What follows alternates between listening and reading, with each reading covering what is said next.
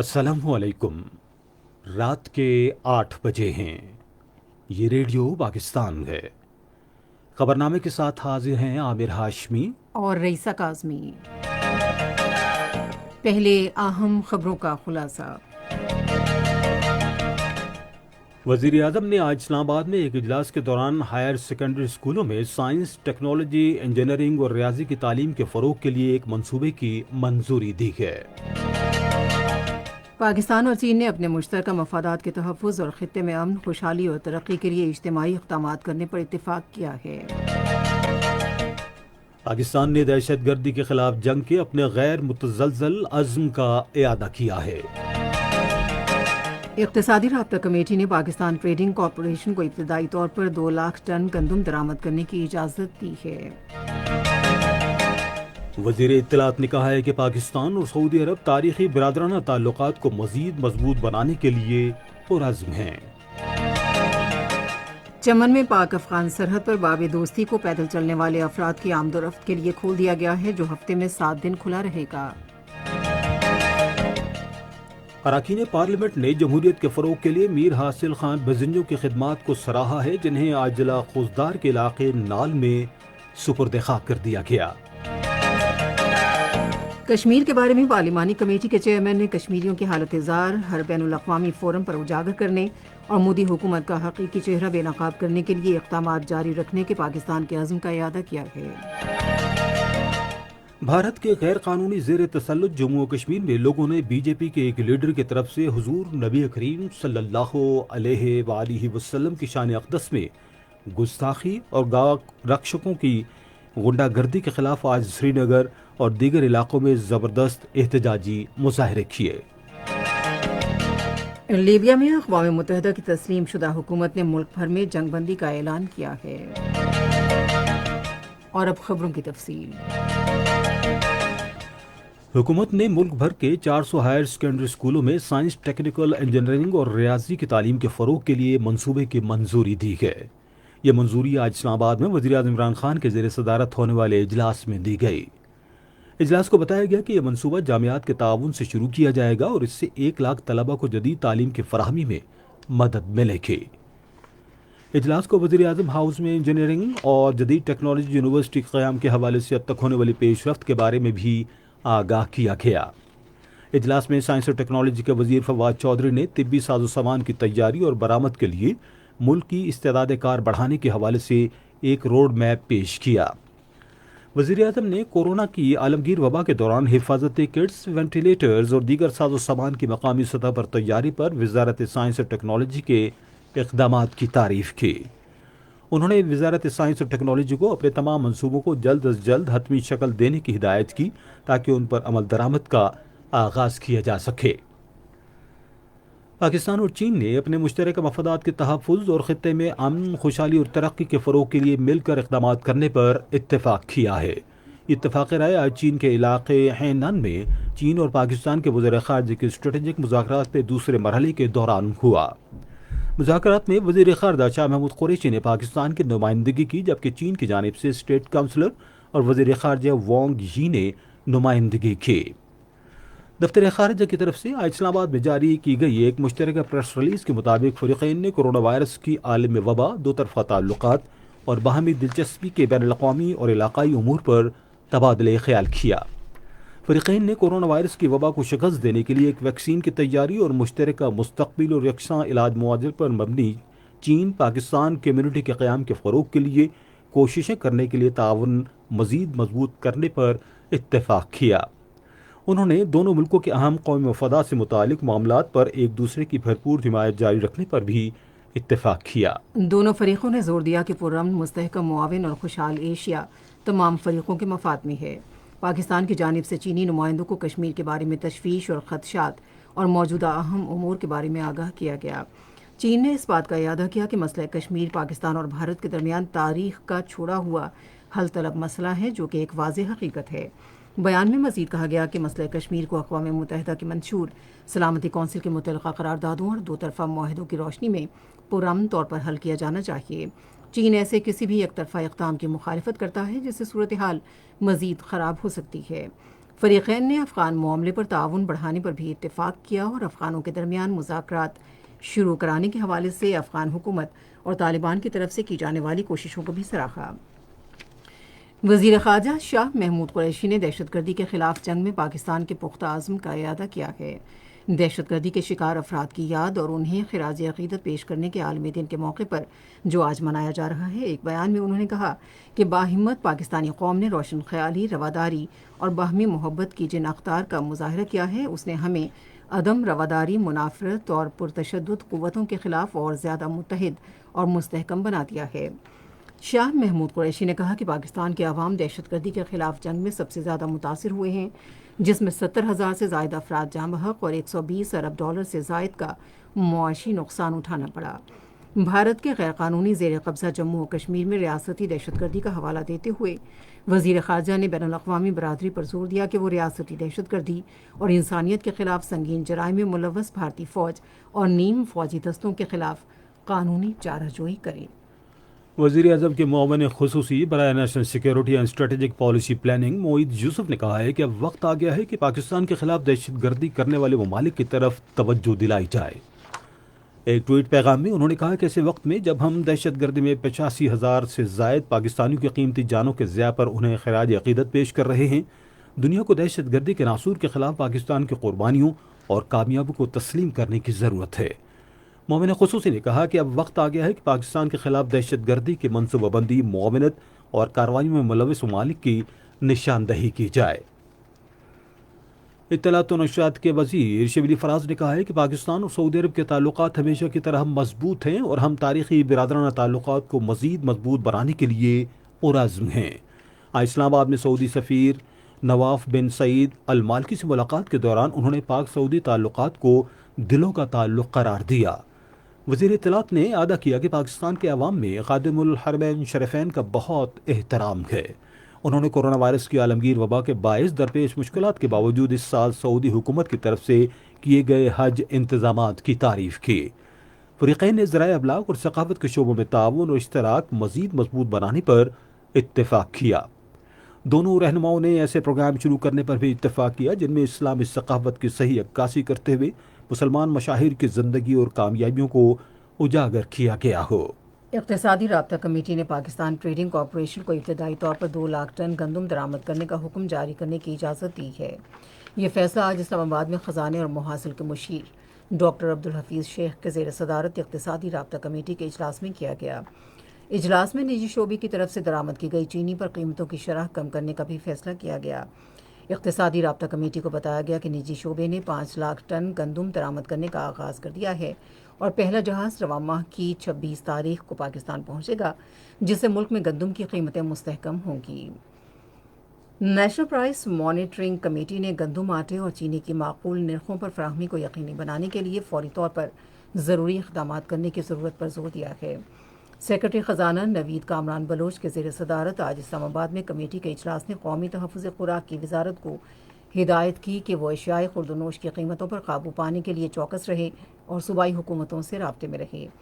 Committee نے صوبائی حکومتوں کو ہدایت کی کہ اشیائے ضروریہ کی نرخوں میں فرق کو ختم کرنے اور ان کی بلا تعطل فراہمی کی غرض سے ضلعی انتظامیہ کے ساتھ مل کر مارکیٹ کمیٹیوں کی معاونت کریں۔ اطلاعات و نشریات کے وزیر شبلی فراز نے کہا ہے کہ وزیر اعظم عمران خان ملک کی ترقی کے لیے سخت فیصلے کرنے کے لیے پرعزم ہیں۔ آج اسلام آباد میں ایک نیوز کانفرنس سے خطاب کرتے ہوئے انہوں نے کہا کہ حکومت FATF قوانین کے تناظر میں اپوزیشن سے بلیک میل نہیں ہوگی۔ اپوزیشن کے پاس کیا ایک رہ گیا تھا، وہ یہی رہ گیا ہے کہ جی جو فیٹف قوانین ہیں اس کو استعمال کر کے ایک NRO لیا جائے۔ اس قسم کی بلیک میلنگ میں عمران خان نہ پہلے آئے ہیں نہ اب آئیں گے، بلکہ ہمارا جو عزم ہے وہ اور بھی سخت ہو گیا ہے کہ ہم کسی صورت میں بھی ان کو ریلیف نہیں دیں گے جہاں تک کہ کرپشن کا تعلق ہے۔ انہوں نے کہا کہ حزب اختلاف کی سیاسی جماعتیں FATF میں پاکستان کو بلیک لسٹ میں شامل ہونے کے اثرات سے واقف ہونے کے باوجود مسئلے کے حل کے لیے ہچکچا رہی ہیں۔ وفاقی وزیر نے کہا کہ اپوزیشن کی جانب سے FATF سے متعلق ضروری قانون سازی میں مجوزہ ترمیم NRO کی اپیل کے سوا کچھ نہیں۔ منصوبہ بندی اور ترقی کے وزیر اسد عمر نے کہا ہے کہ ابھی کورونا وائرس کا خاتمہ نہیں ہوا اور وبا کا خدشہ اب بھی موجود ہے۔ آج ایک ٹویٹ میں انہوں نے کہا کہ national command and operation centre کو ایسے تمام مواقع کے لیے تیار کیا گیا ہے جن سے کورونا کیسز میں اضافہ ہو سکتا ہے۔ یہ خبریں ریڈیو پاکستان سے نشر کی جا رہی ہیں۔ پاکستان اور افغانستان کی حکومتوں کے باہمی اتفاق سے چمن میں پاک افغان سرحد پر پیدل آمد و رفت کے لیے باب دوستی آج سے کھول دیا گیا ہے۔ صوبائی حکومت کی جانب سے جاری کردہ ایک اعلامیہ کے مطابق سرحد پیدل آمد و رفت کے لیے ہفتے کے 7 دن کھلی رہے گی۔ سینٹ میں مرحوم سینیٹر میر حاصل خان بزنجو کی روح کے ایصال ثواب کے لیے فاتحہ خوانی کی گئی اور ملک میں جمہوریت کے استحکام کے لیے ان کی کاوشوں کو شاندار خراج عقیدت پیش کیا گیا۔ اس موقع پر اظہار خیال کرتے ہوئے ایوان بالا کے اراکین نے کہا کہ مرحوم میر حاصل خان بزنجو کی خدمات اور سیاسی جدوجہد کو ہمیشہ یاد رکھا جائے گا۔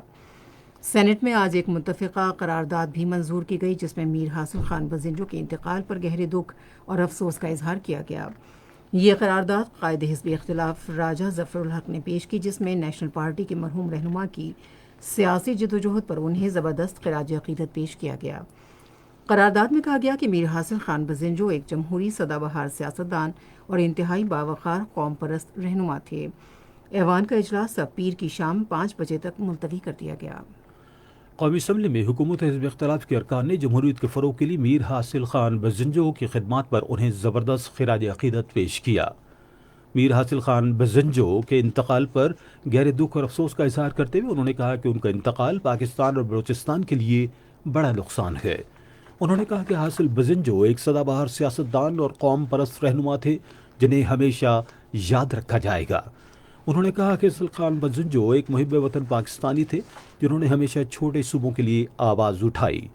انہوں نے تجویز پیش کی کہ میر حاصل خان بزنجو جیسے رہنماؤں کی خدمات کے اعتراف میں پارلیمنٹ میں ایک راہداری ان سے منسوب کی جائے۔ اسپیکر نے کہا کہ میر حاصل خان بزنجو ایک اہم سیاسی شخصیت تھے جنہوں نے ملک کی سیاست کے لیے بڑی خدمات انجام دیں۔ بعد میں اسپیکر نے میر حاصل خان بزنجو کی یاد میں آج کا اجلاس ایجنڈے پر بحث کیے بغیر پیر کی شام 4 بجے تک ملتوی کر دیا۔ بزرگ سیاستدان نیشنل پارٹی کے سربراہ مرحوم سینیٹر میر حاصل خان بزنجو کو آج ضلع خوزدار میں ان کے آبائی قصبے نال میں سپرد خاک کر دیا گیا۔ وہ کل کراچی کے ایک نجی اسپتال میں انتقال کر گئے تھے۔ عوام اور سیاستدانوں کی ایک بڑی تعداد نے ان کی نماز جنازہ میں شرکت کی۔ پاک بحریہ کے سربراہ ایڈمرل ظفر محمود عباسی نے آج کراچی میں ایک جدید جوائنٹ میری ٹائم انفارمیشن کوآرڈینیشن سینٹر کا افتتاح کیا۔ بحریہ کے سربراہ نے اس موقع پر کہا کہ نیا مرکز خطے میں بحری تحفظ کو بہتر بنانے میں پاک بحریہ کی کوششوں کو مزید تقویت دے گا۔ جوائنٹ میری ٹائم انفارمیشن کوآرڈینیشن سینٹر بحریہ سے متعلقہ تمام اداروں کی کوششوں کو مربوط کرنے کے لیے رابطہ مرکز کے طور پر کام کرتا ہے۔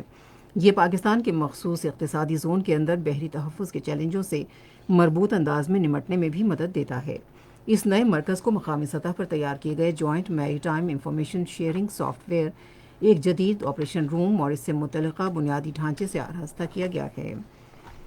بین الپارلیمانی یونین کے صدر گیبریلا بیرن ایک وفد کے ہمراہ اتوار کو چیئرمین سینٹ صادق سنجرانی کی دعوت پر پاکستان کا دورہ کریں گی۔ دورے کا مقصد پاکستان کے ایوان بالا اور بین الپارلیمانی یونین کے درمیان ادارہ جاتی روابط کو فروغ دینا ہے تاکہ جمہوری بنیادوں کو مستحکم اور باہمی تعاون کو اعلیٰ سطح پر فروغ دیا جا سکے۔ وفد صدر، وزیر اعظم، چیئرمین سینٹ، اسپیکر قومی اسمبلی کے علاوہ دیگر سیاسی رہنماؤں سے بھی ملاقاتیں کرے گا۔ جنوبی پنجاب کے 3 اضلاع بہاولپور، رحیم یار خان اور بہاول نگر میں موجودہ مالی سال کے دوران پنجاب میونسپل سروسز پروگرام کے تحت مختلف ترقیاتی پروگراموں کی تکمیل پر لاکھوں روپے خرچ کیے جا رہے ہیں۔ مزید تفصیل بہاولپور کے نمائندے سجاد پرویز کی اس رپورٹ میں۔ رپورٹ ہمیں موصول نہیں ہوئی۔ اگلی خبر کی جانب بڑھتے ہیں۔ احتساب عدالت نے آج لاہور میں قومی اسمبلی میں قائد حزب اختلاف شہباز شریف اور ان کے خاندان کے خلاف منی لانڈرنگ کے مقدمے کی سماعت کی۔ معزز عدالت نے سماعت کے دوران جیل حکام کو پنجاب اسمبلی میں قائد حزب اختلاف حمزہ شہباز اور دیگر ملزمان کو اگلی سماعت میں پیش کرنے کا حکم دیا۔ بعد میں عدالت نے مقدمے کی سماعت اس ماہ کی 27 تاریخ تک ملتوی کر دی۔ خیبر پختونخوا میں محرم الحرام کے دوران پرامن فضا برقرار رکھنے کے لیے ایک خصوصی سیکیورٹی منصوبہ تیار کیا گیا ہے۔ مزید تفصیل ریڈیو پاکستان کے پشاور کے نمائندے موتی اللہ سے۔ محکمہ پولیس خیبر پختونخوا کے مطابق صوبے میں 583 ماتمی جلوسوں اور 6041 مجالس کی حفاظت کے لیے 33,987 پولیس اور قانون نافذ کرنے والے اداروں کے اراکین کی ڈیوٹیاں لگائی گئی ہیں۔ پشاور، کوہاٹ، ہنگو، کرم اور اکزئی، ڈیرہ اسماعیل خان، ٹانک اور ہری پور سمیت 8 اضلاع انتہائی حساس قرار دیے گئے ہیں۔ حساس علاقوں اور جلوسوں کے راستوں پر CCTV کیمروں کی تنصیب کے علاوہ کئی شہروں کے داخلی اور خارجی راستوں پر نگرانی سخت کر دی گئی۔ یہ خبریں آپ ریڈیو پاکستان سے سن رہے ہیں۔ کشمیر کے بارے میں پارلیمانی کمیٹی کے چیئرمین شہریار خان آفریدی نے کشمیریوں پر مظالم کو اجاگر کرنے کے لیے ہر عالمی فورم پر مودی حکومت کے اصل چہروں کو بے نقاب کرنے کے پاکستان کے عزم کا اعادہ کیا ہے۔ آج ریڈیو پاکستان کی خبروں اور حالات حاضرہ کے چینل کو ایک خصوصی انٹرویو میں انہوں نے کہا کہ کشمیر کے سفیر کی حیثیت سے وزیر اعظم عمران خان نے دنیا بھر میں جموں و کشمیر پر بھارت کے غیر قانونی قبضے کو اجاگر کیا ہے۔ انہوں نے کہا کہ پاکستانی عوام اپنے کشمیری بھائیوں کی حق خود ارادت کی منصفانہ جدوجہد میں ان کے شانہ بشانہ کھڑے ہیں۔ آزاد جموں و کشمیر کے وزیر اعظم راجہ فاروق حیدر خان نے کشمیر لبریشن سیل کو ہدایت کی ہے کہ بھارت کے غیر قانونی زیر قبضہ جموں و کشمیر میں انسانی حقوق کی خلاف ورزیوں کو عالمی برادری کے لیے ٹھوس ثبوت کے طور پر ایک دستاویزی شکل دے۔ آج مظفر آباد میں کشمیر لبریشن سیل کے بورڈ آف گورنرز کے اجلاس کی صدارت کرتے ہوئے انہوں نے کہا کہ حکومت کشمیر کی تحریک آزادی کے ریکارڈ رکھنے کے لیے ایک عجائب گھر قائم کر رہی ہے۔ راجہ فاروق حیدر خان نے ریاست کا ترانہ دوبارہ مرتب کرنے کے لیے تشکیل دی گئی کمیٹی کو ہدایت کی کہ وہ جلد از جلد اپنا کام مکمل کرے۔ بھارت کے غیر قانونی زیر تسلط جموں و کشمیر میں لوگوں نے BJP کے ایک لیڈر کی طرف سے حضور نبی کریم صلی اللہ علیہ وآلہ وسلم کی شان اقدس میں گستاخی اور گاؤں رکشکوں کی غنڈہ گردی کے خلاف آج سری نگر اور دیگر علاقوں میں زبردست احتجاجی مظاہرے کیے۔ مظاہروں کی اپیل کل جماعتی حریت کانفرنس نے کی تھی۔ نماز جمعہ کے فوراً بعد بڑی تعداد میں لوگ سری نگر، بڈگام، گاندربل، پلوامہ، اسلام آباد، شوپیاں، کولگام، بارہمولہ، کپواڑہ، بانڈی پورہ اور دیگر علاقوں میں سڑکوں پر نکل آئے اور BJP لیڈر ستپال شرما کے گستاخانہ بیان اور RSS کے غنڈوں کی طرف سے 2 مسلمانوں پر تشدد کے خلاف مظاہرے کیے اور ریلیاں نکالیں۔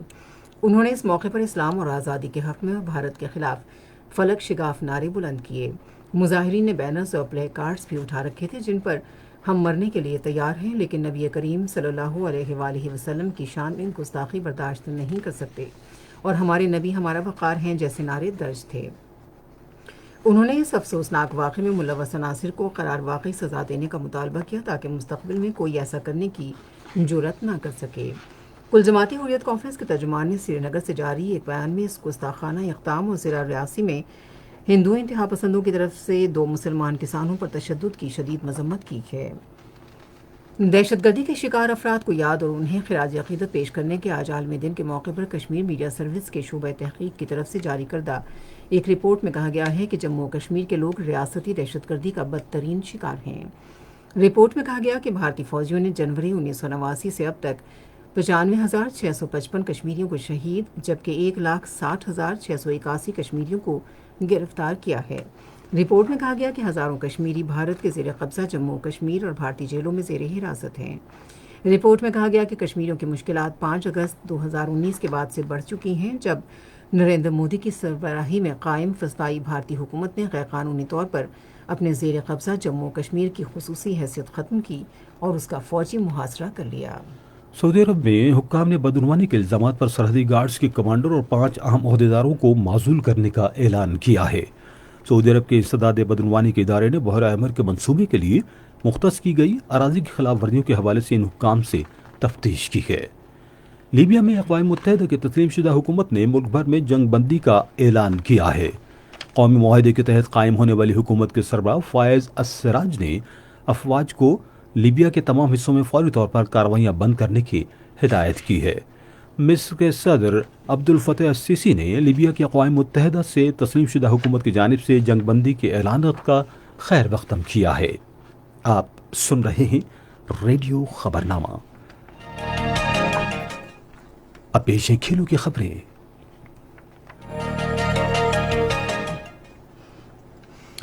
ساؤتھ ہیمپٹن میں تیسرے کرکٹ ٹیسٹ کے پہلے روز انگلینڈ نے پاکستان کے خلاف اپنی پہلی اننگز میں اب سے تھوڑی دیر پہلے تک 191 رنز بنائے تھے اور اس کے 4 کھلاڑی آؤٹ ہوئے تھے۔ اس سے پہلے انگلینڈ نے ٹاس جیت کر بیٹنگ کرنے کا فیصلہ کیا۔ بنگلہ دیش اور سری لنکا کے کرکٹ بورڈز نے سیریز میں صرف 3 ٹیسٹ میچ کھیلنے پر اتفاق کیا ہے۔ اطلاعات کے مطابق 2 ٹیسٹ میچ کینیڈی کے پیلیکیلے انٹرنیشنل کرکٹ اسٹیڈیم میں کھیلے جائیں گے اور تیسرا اور آخری میچ کولمبو میں کھیلا جائے گا۔ بنگلہ دیش کرکٹ بورڈ 45 اور 20 سے 25 افراد پر مشتمل معاون عملے کو سری لنکا بھجوانے کی منصوبہ بندی کر رہا ہے۔ دورے کے دوران سری لنکا جانے والے کھلاڑیوں اور معاون عملے کے معمول کے مطابق کورونا وائرس کے ٹیسٹ کیے جائیں گے۔ ٹوکیو اولمپک کے منتظمین اگلے سال مارچ میں ٹارچ ریلے منعقد کرنے پر غور کر رہے ہیں۔ ذرائع ابلاغ کے مطابق بین الاقوامی اولمپک کمیٹی اور جاپانی حکومت نے کورونا وائرس کی وبا کے باعث اولمپک گیمز 1 سال کے لیے ملتوی کرنے کا فیصلہ کیا تھا۔ ٹوکیو اولمپک اب اگلے سال 23 جولائی سے 8 اگست تک ہوگی۔ کورونا وائرس کے عالمگیر وبا کے باعث 2022 فیفا عالمی کپ اور 2023 میں ہونے والی ایشیا کپ کے لیے ایشیا کی ٹیموں کے کوالیفائنگ مقابلے اگلے سال تک ملتوی کر دیے گئے ہیں۔ یہ مقابلے جو اکتوبر اور نومبر میں ہونے تھے اب اگلے سال ہوں گے، جن کی نئی تاریخوں کا اعلان کر دیا گیا ہے۔ فیفا اور ایشین فٹ بال کنفیڈریشن نے ایک مشترکہ بیان میں کہا ہے کہ یہ میچ کھلاڑیوں اور حصہ لینے والی تمام ٹیموں کی صحت کے تحفظ کے لیے ملتوی کیے گئے۔ اسپین میں کورونا وائرس کے پھیلاؤ کے خدشے کے پیش نظر میڈرڈ اوپن ٹینس ٹورنامنٹ منسوخ کر دیا گیا ہے۔ میڈرڈ اوپن ٹینس ٹورنامنٹ منتظمین کے مطابق ملک میں کورونا وائرس کے عالمگیر وبا کی وجہ سے بگڑتی ہوئی صورتحال پر ہسپانوی وزارت صحت نے ایونٹ کو منسوخ کرنے کا مشورہ دیا تھا۔ Madrid open tennis tournament clay court پر اگلے ماہ کی 12 کو ہسپانوی دارالحکومت میڈرڈ میں شروع ہونا تھا۔ ٹورنامنٹ انتظامیہ نے مزید کہا کہ ہمارے پاس کورونا وائرس کے باعث پیچیدہ صورتحال کی وجہ سے ٹورنامنٹ کو منسوخ کرنے کے سوا کوئی چارہ نہیں ہے۔ پاکستان تھرو بال فیڈریشن کے زیر اہتمام اور خیبر پختونخوا تھرو بال ایسوسی ایشن کے تعاون سے 3 روزہ نیشنل تھرو بال کوچنگ کورس اگلے ماہ کی 4 سے ناران میں شروع ہوگا۔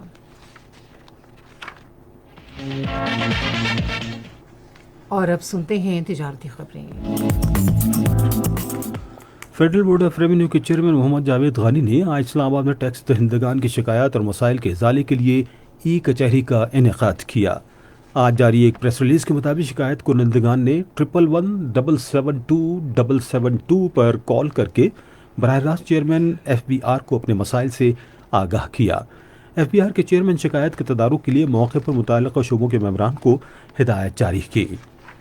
Employees old age benefit institution کے اعلیٰ عہدیدار نے کہا ہے کہ EOBI دسمبر 2020 سے اپنے رجسٹرڈ شدہ ملازمین کے لیے اپنی آمدنی کا کچھ حصہ جمع کروانے کے لیے آن لائن ادائیگی لازم قرار دے گا۔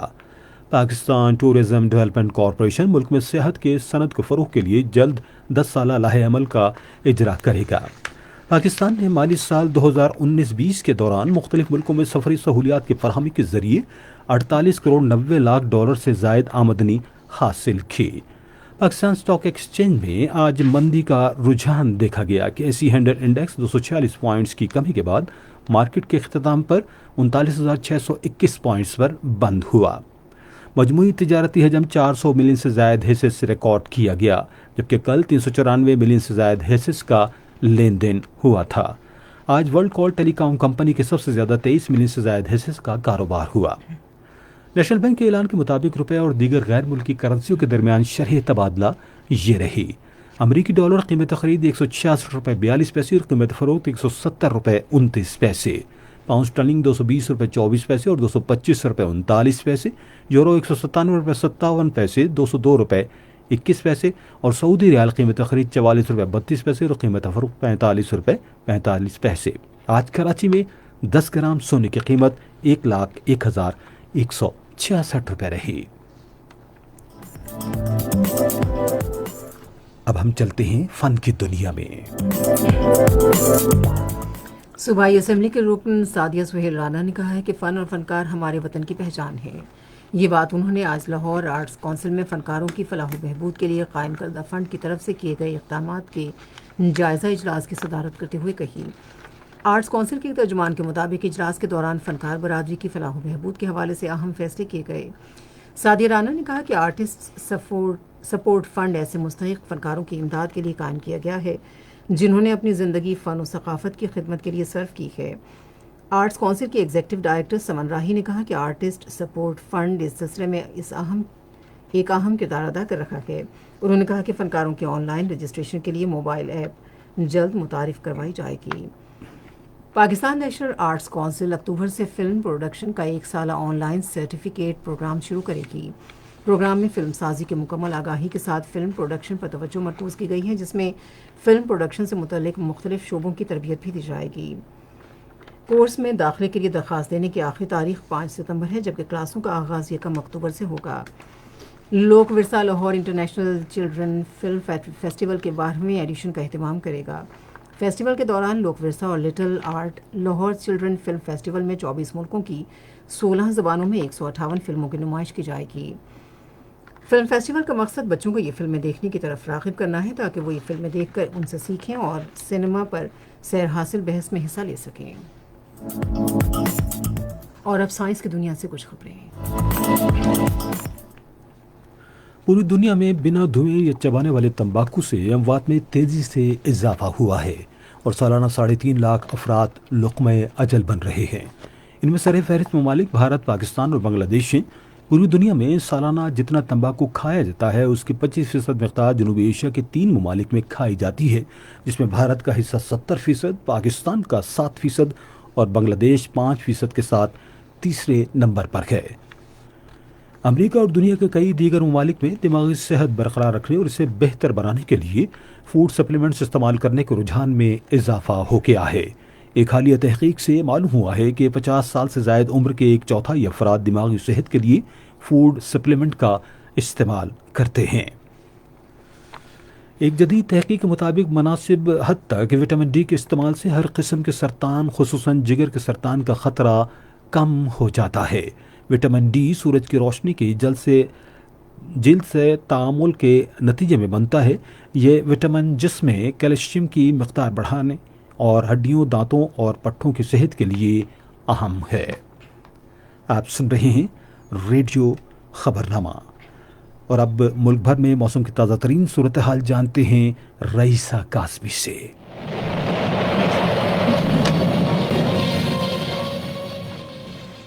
گزشتہ 24 گھنٹوں کے دوران سندھ، خیبر پختونخوا، اسلام آباد، پنجاب، کشمیر اور گلگت بلتستان میں بارش ہوئی.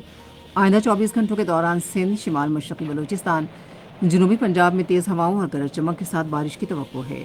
تاہم شمال مشرقی پنجاب، بالائی خیبر پختونخوا، گلگت بلتستان اور کشمیر میں چند مقامات پر بارش ہو سکتی ہے. آج ریکارڈ کیے گئے زیادہ سے زیادہ درجہ حرارت دالبندین میں 43، نوکنڈی اور تربت میں 42 ڈگری سینٹی گریڈ ریکارڈ کیا گیا. آج صبح ریکارڈ کیا گیا بعض شہروں کا درجہ حرارت: Islamabad 34 degree centigrade, Lahore 32، Karachi 38، Peshawar 37، Quetta اور گلگت 36، مظفر آباد 34 اور مری 21 ڈگری سینٹی گریڈ. مقبوضہ کشمیر کے بارے میں محکمہ موسمیات کی پیشگوئی کے مطابق سری نگر، جموں، لیہ، پلوامہ، شوپیاں اور بارہمولہ میں مطلع جزوی طور پر ابر آلود اور کہیں کہیں گرج چمک کے ساتھ بارش کا امکان ہے. آج صبح سری نگر، بارہمولہ اور پلوامہ میں 26، جموں 27، لیہ 19، اننت ناگ، اسلام آباد اور Shopian 25 degree centigrade record کیا گیا. خبرنامہ ختم کرنے سے پہلے اہم خبروں کا خلاصہ ایک مرتبہ پھر سن لیجیے. وزیراعظم نے آج اسلام آباد میں ایک اجلاس کے دوران ہائر سیکنڈری اسکولوں میں سائنس، ٹیکنالوجی، انجینئرنگ اور ریاضی کی تعلیم کے فروغ کے لیے ایک منصوبے کی منظوری دی ہے. پاکستان اور چین نے اپنے مشترکہ مفادات کے تحفظ اور خطے میں امن، خوشحالی اور ترقی کے لیے اجتماعی اقدامات کرنے پر اتفاق کیا ہے. پاکستان نے دہشت گردی کے خلاف جنگ کے اپنے غیر متزلزل عزم کا اعادہ کیا ہے. اقتصادی رابطہ کمیٹی نے پاکستان ٹریڈنگ کارپوریشن کو ابتدائی طور پر 2 لاکھ ٹن گندم درآمد کرنے کی اجازت دے دی ہے. اور وزیر اطلاعات نے کہا ہے کہ پاکستان اور سعودی عرب تاریخی برادرانہ تعلقات کو مزید مضبوط بنانے کے لیے پرعزم ہیں. خبرنامہ آپ نے سنا. پینل انجینئر تھے محمد وسیم، سپروائزر شعبہ اردو غضنفر عزیز کھوکھر، مدیر ہوم ڈیسک مقصود الرحمان، مدیر فورن ڈیسک کنول شمیم، مدیر کھیل، تجارت، سائنس اور فن کی خبری رخسانہ یاسین، کوآرڈینیشن ایڈیٹر عباس نقوی. مدیر اعلیٰ لیاقت سعید، نگران اعلیٰ عبدالہادی معیار، اور پیشکش شعبہ خبر ریڈیو پاکستان۔ مزید خبروں اور تجزیوں کے لیے آئیے ہماری ویب سائٹ پر radio.gov.pk، اور آپ ریڈیو پاکستان کے آفیشیل فیس بک پیج ریڈیو پاکستان نیوز پر خبرنامے کی براہ راست ویڈیو سٹریمنگ بھی ملاحظہ کر سکتے ہیں۔ اور اس کے ساتھ ہی ہمیں اجازت دیجیے، اللہ حافظ۔